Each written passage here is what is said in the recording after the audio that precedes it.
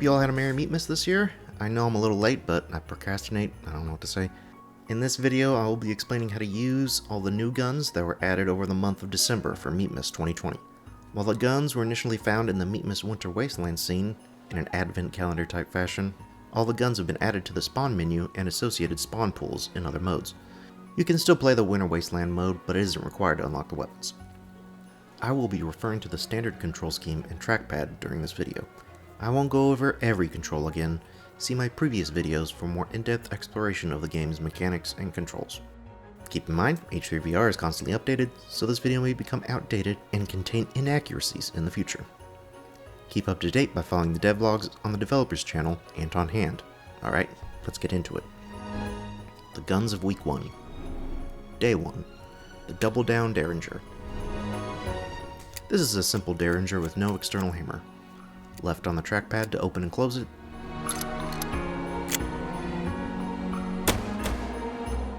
And it is small enough to fit in a magazine slot. Day 2. The IZH-8. A Russian single-barrel break-action shotgun. Up on the trackpad to open, load, and fire. Also comes in a short-barreled and 20-gauge variants. Day 3. The P5 Compact. A simple automatic pistol with the standard controls. Down for mag release. Has the advanced slide lock and hammer controls. Day 4. The TA Thunderer. This breech-loaded pistol takes a single 50 BMG round. You can open and close the breech with left on the trackpad. Closing the breech will ready the hammer. You can also fling the breech open and closed. The breech will not fling open if the hammer is already ready and not fired.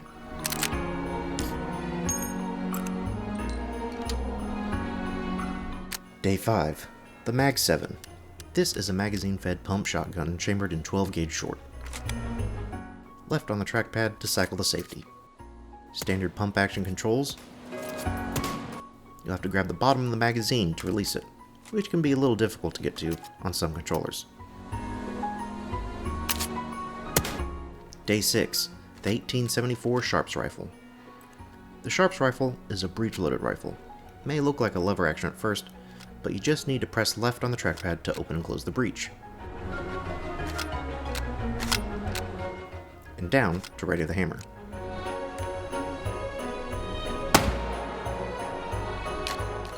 It also comes with some loops on the stock to hold some extra cartridges.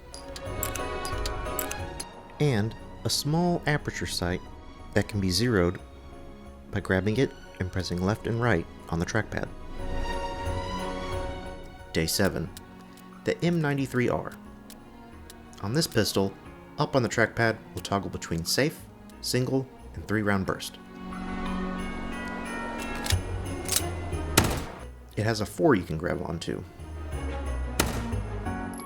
as well as a bespoke stock that you can affix to it. Week 2. Day 8. The Berthier Carbine. This is a bolt-action rifle which uses an in-block clip. Open the action and feed in the entire clip. A little quirk of this rifle, once you have fired 4 of the 5 shots and have chambered the final round, the clip will eject out the bottom. Day 9. The Viper Mark 1. The Viper is an open bolt SMG that was meant to be shouldered and fired with one hand. So there is no foregrip available on this gun. But it is H3VR, so I'm sure you can think of something. Day 10. The 1860 Henry. This lever action rifle has typical lever action behavior and controls, except it is loaded a bit differently. You'll want to grab the follower down here and drag it towards the end of the barrel until you reach here and twist it open. Now you can load the rounds into the tube. You can see them inside as you fill it up. Then twist it back closed. You can even see the follower move as you fire.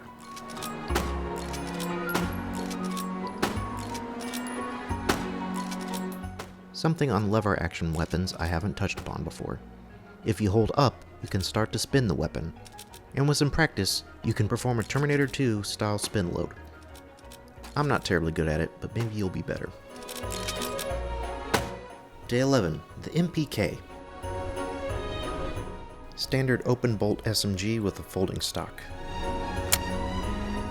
Left to toggle safe, auto, and single fire.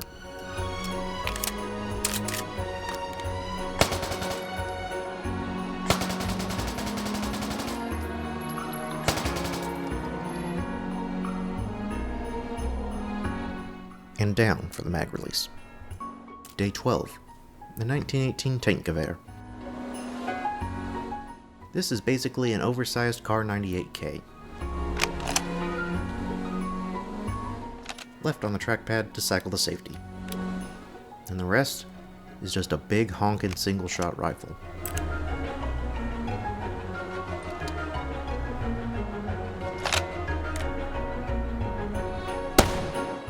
Even the bipod on this thing is a major chungus.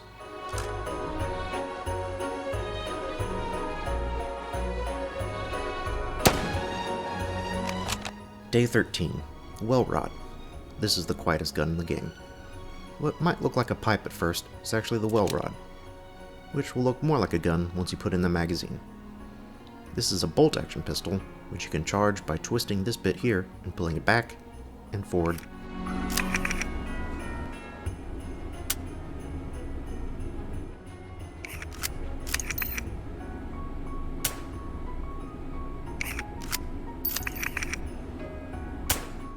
Now what makes this gun so quiet is the set of wipes it uses.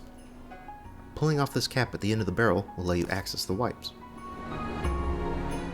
As you fire the gun, the wipes will degrade and the gun will become louder, so replacing them is crucial if you want to remain quiet.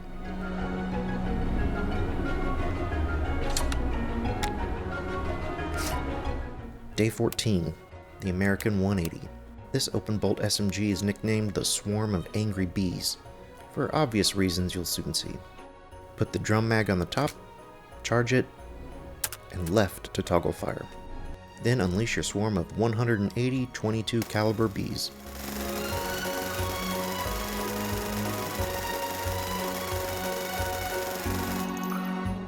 To remove the magazine, grab it here near the release button. It also comes in the form of the American 90, a more petite version with a collapsible stock and a 90-round magazine. The guns of week 3. Day 15, the Mk12 Shotgun. This is a mag-fed shotgun with an AR-like design. Comes in 5 and 10-round magazines. Left to toggle to fire.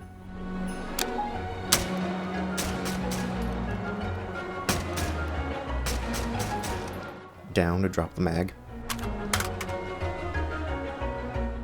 Even has a bolt release on the side, or by pressing up on the trackpad. Day 16, the Enfield EM2. Left on the trackpad to toggle the safety and fire selector on this bullpup. The lever on the front of the trigger is the safety.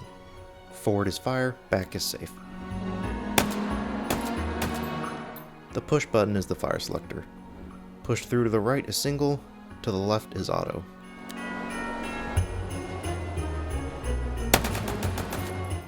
Both sights are a bit small, and the front post can be folded down. Day 17, the MP203.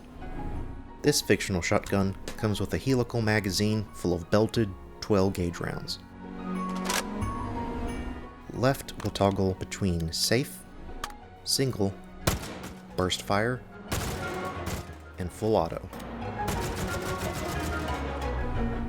To remove the magazine, grab it towards the very back. Here. Day 18, the Madsen LAR. This huge battle rifle may look cartoonish, but it is indeed a real weapon. It has 10, 20, and 30 round magazines. Otherwise, it's a standard rifle.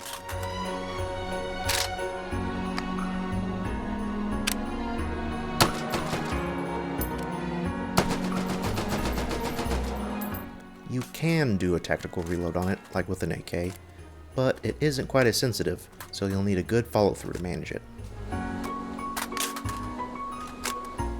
Day 19, the G3 SG1. The sniper variant of the H&K G3 has an integrated bipod and a bespoke claw-mounted scope. Still has the bolt handle near the fore, which you can H&K slap if you like. Left to cycle safe, single, and even full auto.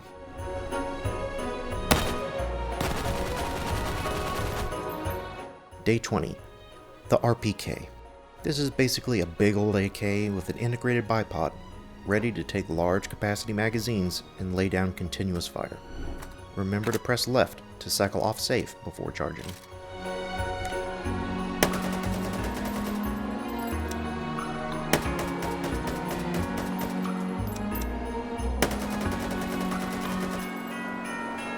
Day 21, the RG6 Caseless Grenade Launcher.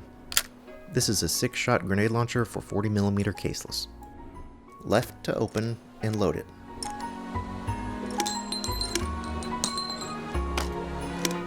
Then you can flick it closed. It has a collapsing stock too.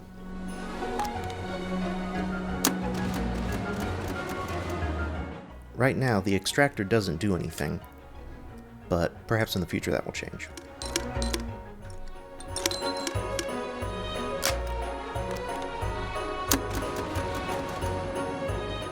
The guns of the final week. Day 22, the XM500. This is a semi-automatic 50 BMG bullpup rifle. Nothing too complicated. Left to toggle the safety.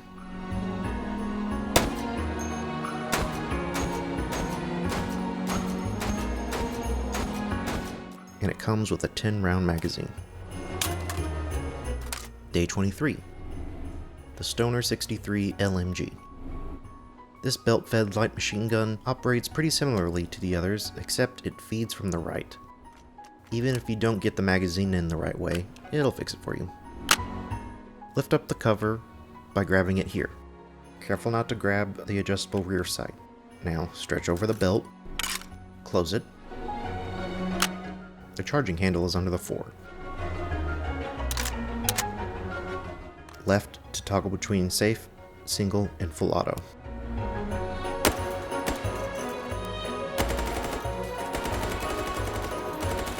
It also has a carry handle and an integrated bipod.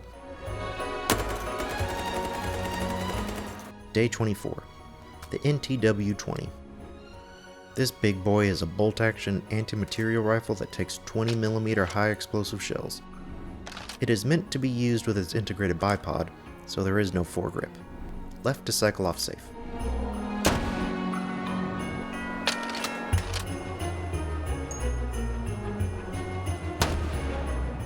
However, you can use the carry handle if you really want it two-handed.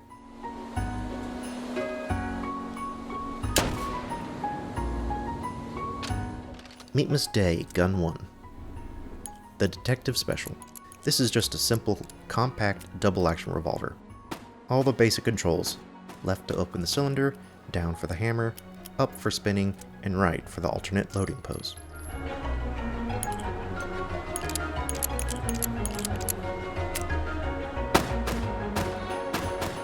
Meatmas Day Gun 2. The M93 Auto 9. This gun is mostly identical to the base M93, except with that Robocop flare.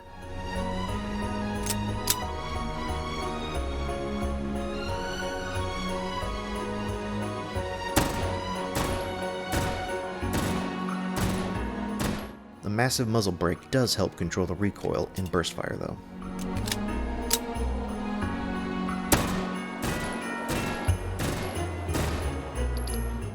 Meatmas Day Gun 3, the Stoner 63 AR. This is the AR pattern of the Stoner 63.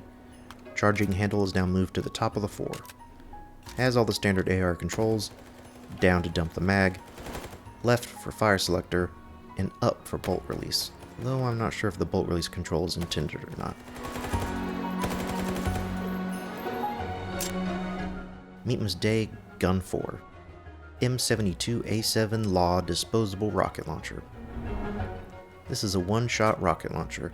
To get it ready to fire, you'll want to open the end cap and then fully extend the length of the tube. The handling pose may seem strange, but it is meant to go over your shoulder like this. Before you can fire, you have to disengage the safety here. Now, pulling the trigger on your main hand will fire the rocket.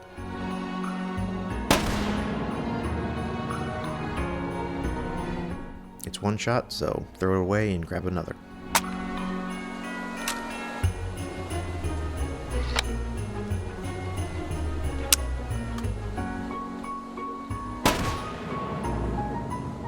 Meatmas Day Gun 5. The Brown Bess Flintlock Musket. I'll try not to exhaustively detail the process again. See my Part 3 tutorial video for how to operate the Flintlock pistol to understand the basic operating procedure, as it is the same. Easiest way to do it is with a paper cartridge. Left to go into half cock, then bite off the tip of the paper cartridge. Pull the trigger on the hand holding the cartridge to pour a controlled amount into the flash pan. Now close the frizz. To easily reach the end of the barrel on this long gun might seem difficult at first, because you can't grip it near the end. However, if you hold it with both hands, and then slide your hand down the length of the gun, and then release with the other, now you'll be holding the gun closer to the end of the barrel, and can pour in your black powder, or insert your cartridge or lead ball. Remove the ramrod to tamp down your shot. The controls are a bit easier with the ramrod now, so you won't have to keep letting go to get it all the way down.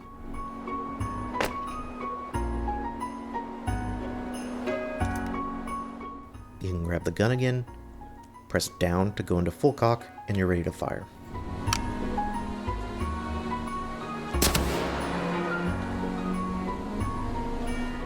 That is all the gifts from Santon for Meatmas 2020. Thanks everyone for watching. Sorry it was a little late. I put off the writing part of these videos, which keeps me from finishing them. I'd like to make one introducing all the different scenes, but who knows if I'll get around to it. If you have any suggestions, leave them in the comments. Thanks again.